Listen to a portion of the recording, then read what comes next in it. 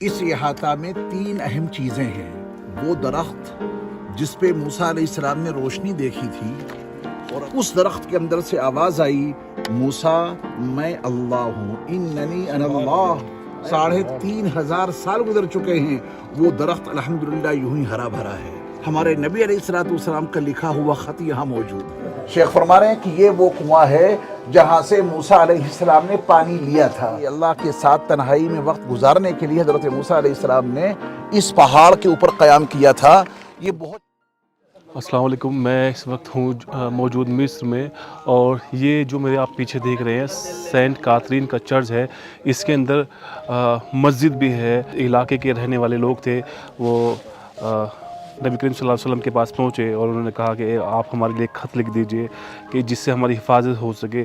اللہ کے نبی صلی اللہ علیہ وسلم کا ہاتھ کا لکھا ہوا خط یہاں موجود ہے، اور ایک وہ درخت یہاں موجود ہے جس پہ موسیٰ علیہ السلام سے اللہ نے بات کی تھی، اور اس درخت سے روشنی آ رہی تھی جس کا ذکر قرآن میں ہے، اور وہ درخت بھی 3500 سالوں سے ایسے ہی ہے، وہ بھی آپ کو دکھائیں گے۔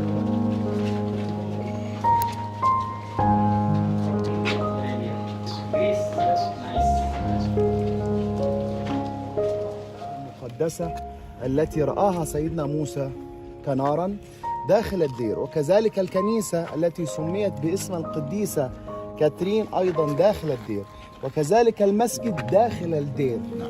فهيا لنلحق، لأنه الدير سوف يغلق بابه الساعة 11:10 بعد نصف ساعة، حتى نتجول داخله لنرى كل الأشياء. فبداخله مكتبة ترون فيها. یہ جو آپ احاطہ دیکھ رہے ہیں، اس احاطہ میں تین اہم چیزیں ہیں۔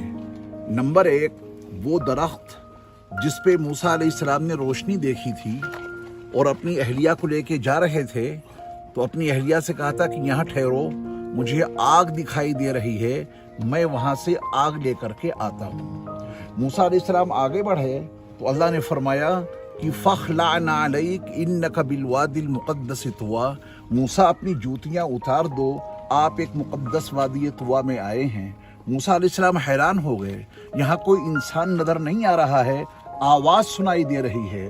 کچھ اور آگے بڑھے تو وہ درخت جس پہ اللہ رب العزت کا نور ہی نور تھا، روشنی چمک رہی تھی، اس درخت کے اندر سے آواز آئی، موسیٰ میں اللہ ہوں، اننی انا اللہ۔ اے موسیٰ میں اللہ بول رہا ہوں، میرے سوا کوئی معبود نہیں ہے، آپ میری عبادت کریں اور میرے یاد کے لیے آپ نماز کو قائم کریں۔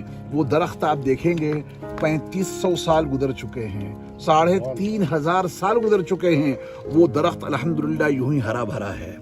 نمبر 2، اس کے اندر ایک مسجد ہے، وہ 1000 سال پہلے المعز لدین اللہ جو مملوک بادشاہوں میں سے ہوا ہے، وہ اس بادشاہ نے اس مسجد کو تعمیر کیا تھا۔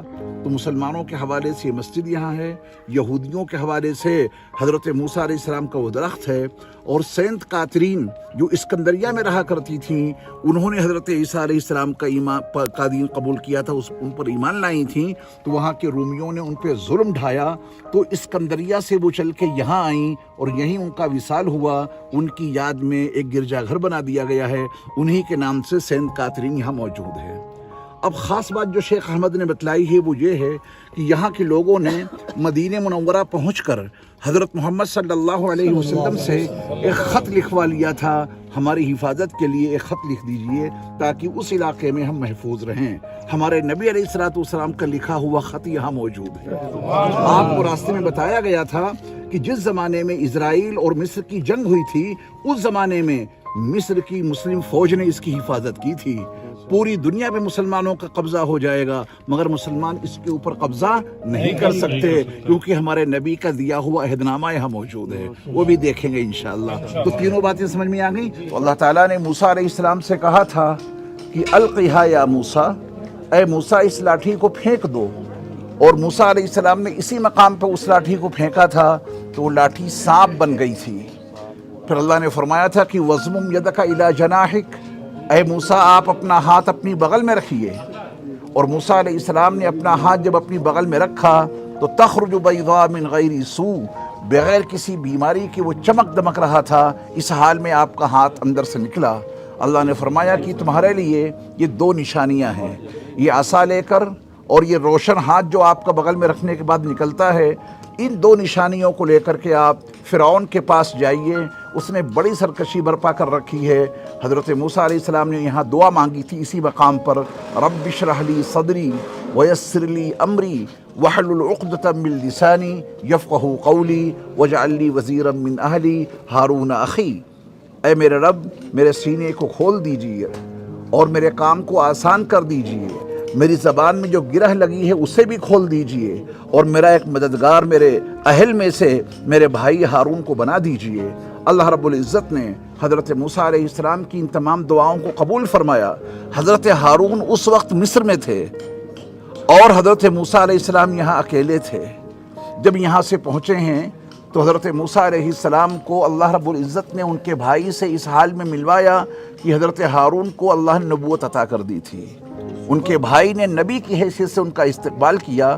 फिर उन दोनों ने, यानी हज़रत मूसा अलैहिस्सलाम और हज़रत हारून अलैहिस्सलाम, ये दोनों फ़िरौन के पास जाते हैं। फिर वहाँ जो कुछ वाक़या पेश आया वो आपको बाद में बताया जाएगा। तो ये दरख्त बहुत ज़्यादा अहमियत का हामिल है। अंग्रेज़ी में इसको बर्निंग बुश कहते हैं और अरबी में ये शजर है ही। इस दो चौड़े मीनार नज़र आ रहे हैं।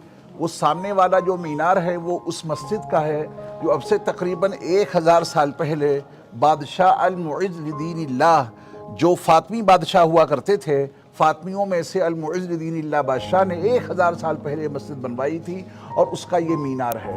और ये जो आप मीनार देख रहे हैं उसके मद्दे मुकाबिल ये चर्च का मीनार है। सेंट कातरीन का जो चर्च है, आगे देखेंगे आप, ये उसका मीनार है। उसके बाद मूसा अलैहिस्सलाम मिस्र से आते हैं और मदियन आ जाते हैं। और इस मकाम के ऊपर जो दूसरी तस्वीर है, ये मदियन में वो कुआं है जहाँ हज़रत शुएब अलैहिस्सलाम की बेटियाँ अपने बकरियों को पानी पिला रही थी।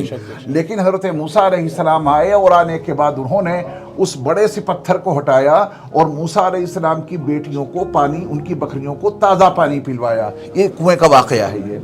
उसके बाद ये मूसा अलैहिस्सलाम की पूरी तस्वीर दिखाई गई है। उसके बाद ये मूसा अलैहिस्सलाम आते हैं, तवज्जो दीजिएगा, ये बकरियां हैं मूसा अलैहिस्सलाम चरा रहे हैं और यहाँ पर वो बर्निंग बुश आपको दिखाई दे रहा है। ये जो आग सी है, आग, हालांकि ये दरख्त है। जो दरख्त आपने वहाँ देखा है उसकी अक्कासी यहाँ पर की गई है। इस दरख्त के अंदर से रोशनी बहुत ज़्यादा नमूदार हुई थी और मूसा अलैहिस्सलाम अपनी अहलिया को कह के आए थे कि तुम यहीं रहो, हम आग लेकर के आते हैं। देखिए मूसा अलैहिस्सलाम चप्पलें उतार रहे हैं, यहाँ पर तस्वीर के जरिए समझाया है।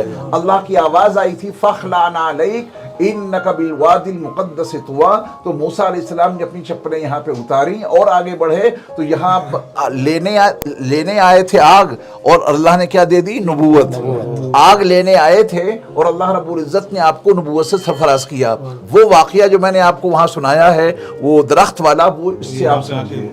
फिर यहाँ पर मूसा अलैहिस्सलाम आ जाते हैं फ़िरौन के मद्दे मुकाबिल, ठीक है, मुकाबला होता है। ये पूरा तस्वीर के जरिए से। अब इसके बाद आप जरा कुआं देखिए, थोड़ा सा रास्ता दीजिए मुझे। باللغة العربية يا حبيبي نعم. النبي موسى هنا أتى من البير بالماء. शेख फरमा रहे हैं कि ये वो कुआं है जहाँ से मूसा अलैहिस्सलाम ने पानी लिया था। ये समझें कि दो कुएं अलग अलग हैं। एक वो कुआं है जहाँ हज़रत शुएब अलैहिस्सलाम की बेटियों की बकरियों को पानी पिलाया था, वो अलग है, वो तो मदियन में है। ये कुआं भी ऐसा है जहाँ से मूसा अलैहिस्सलाम ने पानी लिया था। आप यहाँ तशरीफ़ लाए थे, इसी दरख्त के पास नबी बन गए, तो यहाँ पर एक कुआं था। हज़रत मूसा अलैहिस्सलाम ने यहाँ से, इस कुएं से पानी हासिल किया था। इसकी नौइयत अलग है, उस कुएं की नौइयत अलग है। 30 रातें गुजारने के लिए तन्हाई में अल्लाह ने मुझे यहाँ बुलाया है और पूरी की पूरी कौम बनो इसराइल अपने बड़े भाई हज़रत हारून के हवाले कर दी कि आप इनकी इस्लाह करते रहें, इनकी निगरानी करते रहें, इनको दीन समझाते रहें। मूसा अलैहिस्सलाम हज़रत हारून के हवाले करके पूरी कौम बनो इसराइल उनको छोड़ के आप इस पहाड़ के ऊपर आ गए। कितनी रातों का वादा था? ववाअदना मूसा 30 लैला, हमने मूसा से 30 रातों का वादा किया। मूसा अलैहिस्सलाम यहाँ जब तशरीफ़ लाए और 30 रातें पूरी होने वाली ही थी कि अल्लाह की तरफ से हुक्म ये आया कि ये मूसा 10 रातें तुम्हें और मज़ीद गुजारनी है। 30 रातों का वादा वहाँ से करके आए। यहाँ 10 रातों का इजाफा अल्लाह ने और कर दिया। किसी शख्स को भी यहाँ आने की इजाज़त नहीं थी, तन्हाई मतलूब थी, तो कोई शख्स वहाँ से आकर हज़रत मूसा से पूछ भी नहीं सकता था आप कहाँ हैं, किस हाल में हैं। 10 रातों का इजाफा हुआ तो 31वें दिन हज़रत मूसा की तलाश जारी हो गई। बनु इसराइल ने कहा कि वो कहाँ चले गए, कहा कि उनका रब उन्हें मिला नहीं, गायब हो गया उनका रब, क्या करना है। तो हज़रत मूसा अलैहिस्सलाम जब नहीं पहुँचे वक्त पर वहाँ, तो बनु इसराइल 3 तबकों में तकसीम हो गए। ये है सुनने की बात। पूरे बनु इसराइल जो 6 लाख इंसान थे वो 3 तबकों में तकसीम हो गए। एक तबका वो था जिसने ये कहा कि मूसा को उनका रब मिला नहीं, मूसा गुमराह हो गए, रास्ता भटक गए। उन्हीं में एक सामरी जादूगर था, सामरी उसने तमाम बनु इसराइल से कहा कि तुम्हारे पास जितना सोना चांदी है सब लाओ। सोना चांदी जमा करके उसने एक बछड़ा बनाया और उसको ऐसे मकाम पर रखा कि बड़ी तेजी के साथ में उसमें से एयर पास हो रही थी। तो जसदल लहू खुआर, उसके अंदर से ऐसी आवाज़ आने लगी जैसे कि कोई बछड़ा बोल रहा हो। तो उस तबके ने कहा कि यही हमारा माबूद है। मूसा जिस माबूद की तलाश में गए हैं वो तो उनको मिला नहीं, यही हमारा माबूद है और हम इसी की पूजा करनी शुरू कर देंगे। बनु इसराइल के 3 तबकों में से एक तबके ने उस बछड़े को अपना माबूद मानकर उसकी पूजा शुरू कर दी। ये काफिर हो गया तबका। दूसरा तबका वो था जिसने ये कहा कि नहीं, मूसा अलैहिस्सलाम भटके नहीं हैं, अपने रब से मुलाकात के लिए गए हैं, वो ज़रूर हमारे पास वापस आएंगे और हिदायत लेके वापस आएंगे। और जो तीसरा तबका था उसने कहा कि न हम इधर की मानेंगे ना उधर की मानेंगे, मुज़ब्ज़बीन बैन ज़ालिक, न इधर के रहेंगे ना उधर के, जो होगा वक्त बताएगा। मूसा अलैहिस्सलाम आ जाएंगे तो उनके साथ हो जाएंगे और नहीं आएंगे तो इनके साथ हो जाएंगे। ये 3 तबके हो गए। मूसा अलैहिस्सलाम ने फिर जब 40 रातें यहाँ मुकम्मल कर ली तो अल्लाह रब्बुल इज़्ज़त ने पत्थर की तख्तियों पर लिखी हुई तौरात उनको अता की। अगर आप पूरी तौरात पढ़ना चाहते हैं तो कुरान मजीद में पूरी तौरात मौजूद है। 15वां पारा सूरे बनी इसराइल, रुकू नंबर 3 से मज़मून शुरू होता है, वक़दा रब्बुका अल्ला ताबुदू इल्ला इय्याह। यहाँ से लेकर और अगले रुकू तक अल्लाह रब्बुल इज़्ज़त ने तौरात का सारा मज़मून कुरान में जमा कर दिया है।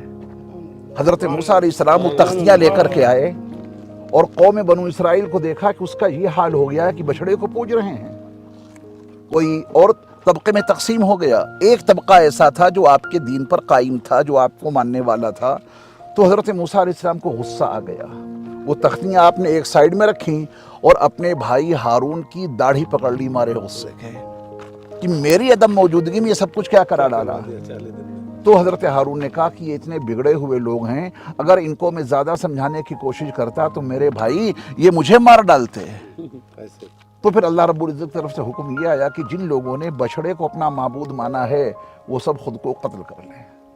फ़क़्तुलू अनफुसकुम, मार डालो अपने आप को, तुम्हें जिंदा रहने का कोई हक़ ही नहीं है। तो अल्लाह रब्बुल इज़्ज़त से मुलाकात के लिए, अल्लाह के साथ तन्हाई में वक्त गुजारने के लिए हज़रत मूसा अलैहिस्सलाम ने इस पहाड़ के ऊपर क़याम किया था।